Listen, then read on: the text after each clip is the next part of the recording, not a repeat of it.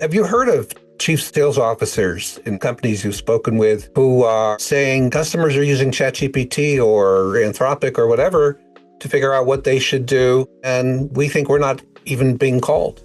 Absolutely. And in fact, that's one of the exercises we had the folks do during the workshop this past week. Imagine you're your customer researching this key question that's going to drive the decision as to what the best solution is for you. Throw it into AI of your choice and see what the response is. And it was pretty revealing. We had a whole range of different roles in this workshop, but very few of them had ever actually done that exercise to kind of walk that mile in their customer shoes.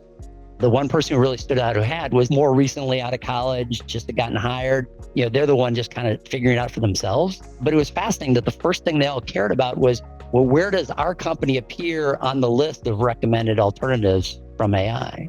But I think what many of them missed until we kind of walked them through the rest of the exercise is, well, think about where they might struggle with taking this response and then having it translate into confidence in their decision to progress their buying journey. And unfortunately, what we're seeing at this stage of the evolution of AI is even if you put in a very specific prompt, just saying, what should I buy? It inevitably will lead to a variety of sources and a variety of additional questions you didn't know to consider on your own.